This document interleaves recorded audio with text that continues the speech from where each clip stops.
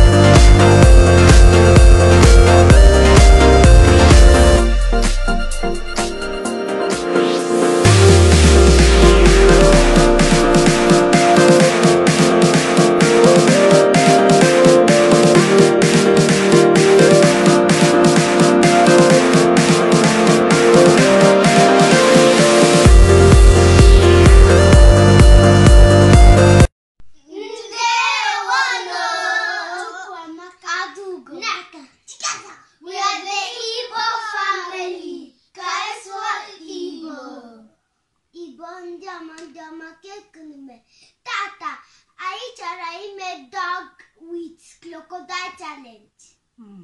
Gị ka a na-akpọ dog n'Igbo. At least. Okay, nkịta. Ọ na-erifugo ya na nne. Gị ka a na-akpọ crocodile Igbo. Okay, ịma na anyị amụchabeghị ụmụ anụmanụ ndị anyị na-amụ. Crocodile n'Igbo bụ agụ iyi. Agụ iyi. Crocodile. Ịma na crocodile na-ebi na mmiri. Iyi wụ mmiri. Iyi wụ nnukwu mmiri. And crocodile wụ dị ka agụ nwe n'ọhịa na so crocodile wụ agụ nwe ya wụ mmiri. Ya na-eji akpọ ya.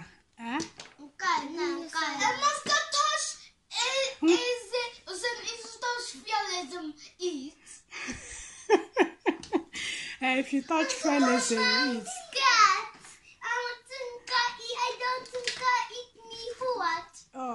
Gịnị wụ scared in Igbo? Gịnị wụ scared in Igbo? Ịtụ ụjọ. Ịtụ ụjọ wụ scared. Okay, ka anyị bido nụ. Let's open up and see what is inside. Okay. Igbo ndị ọma, ihe ji ire nkịta anụnwa, ịhụrụ nkịta anụnwa, wetekwa bido gwa gị ihe a. Ihe anụnwa nwegasịrị eze ndị anyị na-afụ ebe a, na o nwere nke ọ ya wụ imetụ ya aka. Ọ tabighị aka chọm. So, ka anyị bebe ya ka anyị fụ ihe dị anụnwa. Nke a nkịta, wuf wuf, wuf wuf. N'ime eze ndị anụnwa debe o nwere nke ọ ya wụ imetụ aka. Imetụ ya aka, ọ kụchie, ọ bụrụ na emeriela gị. So, otu aka ọ dịkwa na-abịa ime. Ihe ahụ ya jere ime kịta. Gịnị wụ cyst? Gịnị wụ last ka say ensọk n'Igbo? Kwuo ya n'Igbo. Mama achọrọ ihe nchọrọ ikwu.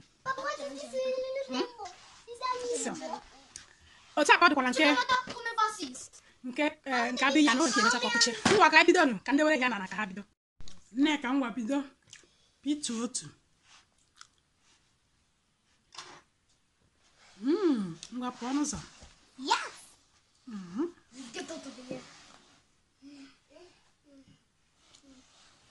Chukwuemeka ngwa. Okay, Chinaya.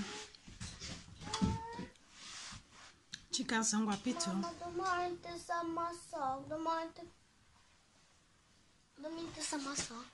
Chika ngwa Pito nke gị.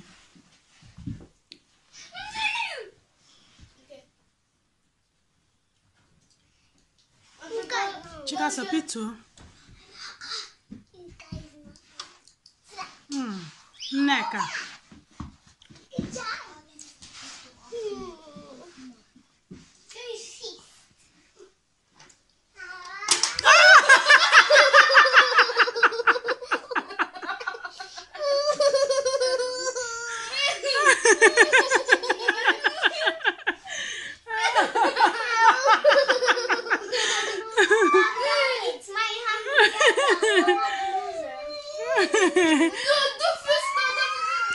Mba, onye dọgụ onye nkịta ahụ tara onye ahụ onye winiri.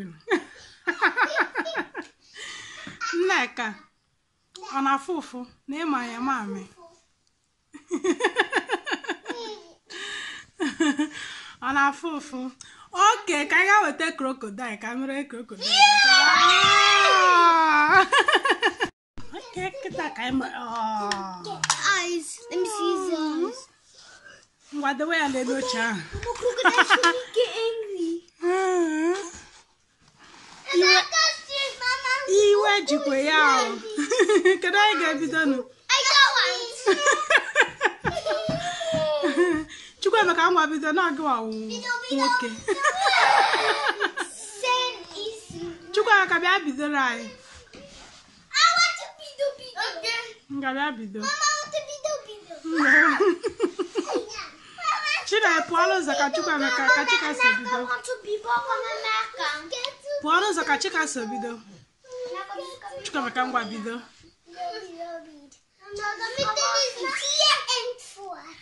Wopụ aka ya just pie otu eze ebe a nke pụọ.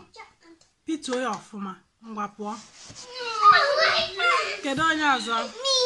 Ngwa chika so pituo.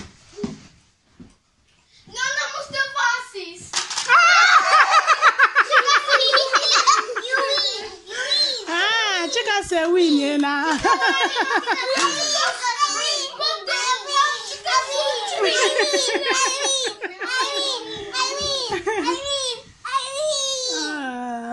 Mommy.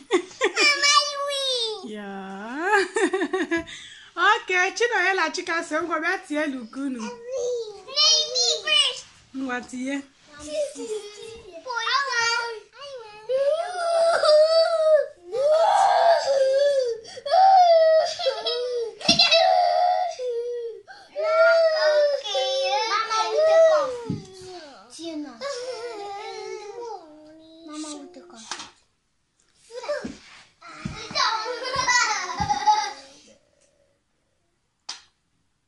Okay.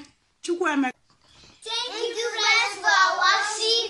Comment down below who is the winner and subscribe.